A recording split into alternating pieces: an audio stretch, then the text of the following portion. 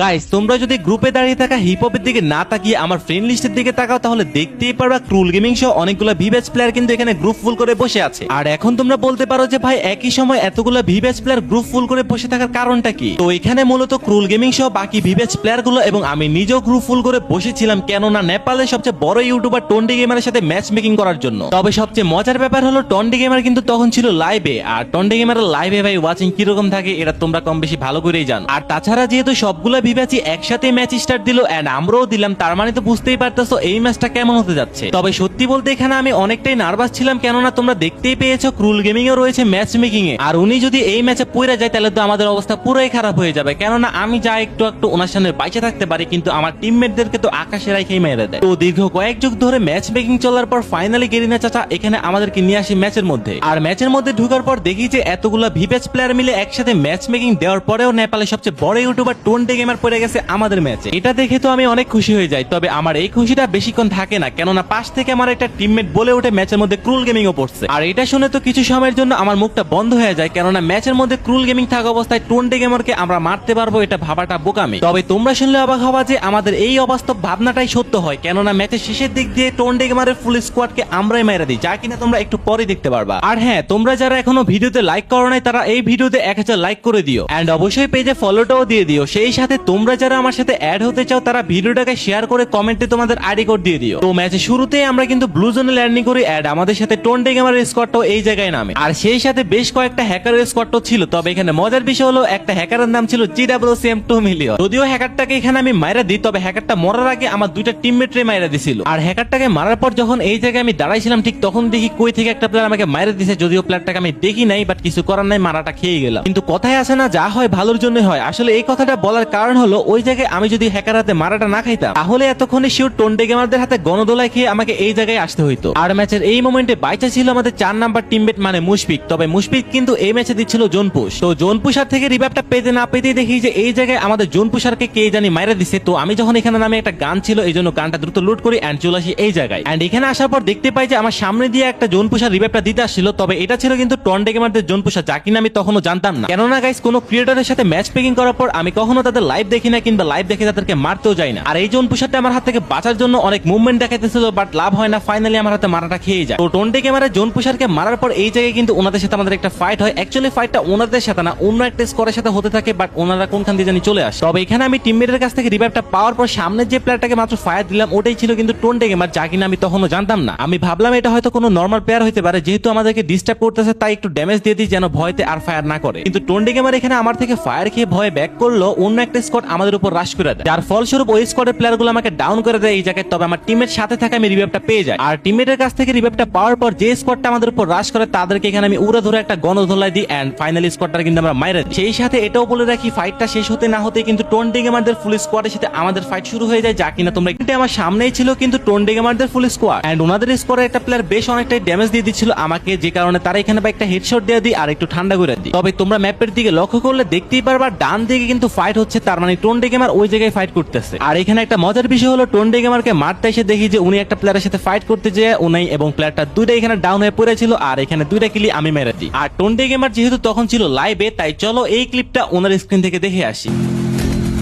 अरे बचाओ, अरे ये कौन कूदा? अजीब लगता है भाई, ये लोग आ रहे हैं पे, ये अजीब बंदे हैं। अरे फटाफट घुस के ले।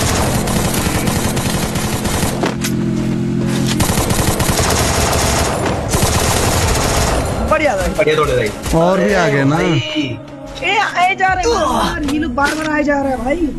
তো যাই হোক গাইস, টন্ডি গেমারদেরকে মারার পর যখন জোন চলে আসে আমরা যেতে থাকি জোনের ভিতরে, কিন্তু জোনের ভিতরে যাওয়ার সময় দেখি যে আমার টিমমেটরা ডান দিকে ফাইট করতেছিল। আর এই জায়গায় আমার সাথে এমন একটা ঘটনা ঘটে যায় যার জন্য কিনা আমি মোটেও প্রস্তুত ছিলাম না, কেননা এই যে দেখতেছে একটা প্লেয়ার মাত্র রিভাইভ পেয়ে নামলো। তো প্লেয়ারটাকে যখন আমি বারবার স্নাইপার দিয়ে ড্যামেজ দেওয়ার চেষ্টা করতেছিলাম, কেন জানি কয়েকটা স্নাইপার শট মিস হয়ে যায় এন্ড প্লেয়ারটা এখানে আমাকে মারা দেয়। আর দূর থেকে প্লেয়ারটাকে আমার একটা টিমমেট মেরে আমাকে এখানে বাঁচিয়ে দেয়। আর এই ম্যাচের মধ্যে সবচেয়ে বড় ভুল বলতে পারো এই জায়গায় ডাউন হওয়াটা, কেননা এই জায়গায় ডাউন হওয়ার সাথে আমাদের সাথে এমন এমন ঘটনা ঘটে ভাই যেটা ছিল আনএক্সপেক্টেড। তো যাই হোক গাইস, এই জায়গা থেকে তোমরা কিছুটা গেম প্লে ইন গেমে দেখো। আরে ভাই কয়টা প্লেয়ার এই জায়গায়? আরে পাগল তো ভাঙতেছে গ্লুয়াল ভাই। তুমি এই ডাবলাম ফালো, এই ডাবলাম গুলো ফালো আমার। আরে রিভাইভ করলাম না, প্লেয়ারটা কিছু আছে মারা লাগবে, মারা লাগবে। কি একটা অবস্থা করতেছে, তুমি দ্রুত এটা প্ল্যানটা ফালাও তো, ইস্তেমাল দিয়ে মারা দাও। আরে আরে আরো প্লেয়ার চলে আসছে মনে হয়, দ্রুত ফালাও স্নাইপার।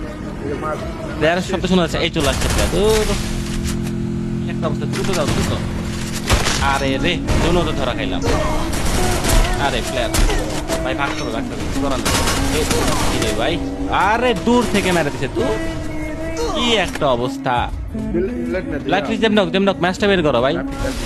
আচ্ছা টন্টে ক্যামেরা মানে মরে গেছে গা, হ্যাঁ ওই যে মাত্র আমার যে প্লেয়ারটা মারছে ওই ওনার লাস্ট প্লেয়ারে মেরে দিছে, তো বুইয়া ওনারাও পাইলো না আমরাও পাইলাম না, কি একটা অবস্থা। ঢুকো জনে ঢুকো। আরে এই শেষ, মারাটা খাইছে সবাই, তো যাই হোক গাইস, দেখতেই তো পারলা কিভাবে মারাটা খাইলাম এন্ড বুইয়ারা মিস করে ফেললাম। আর যাই হোক গাইস, তোমরা যারা এখনো ভিডিওতে লাইক করো নাই অবশ্যই ভাই লাইকটা করে দিও।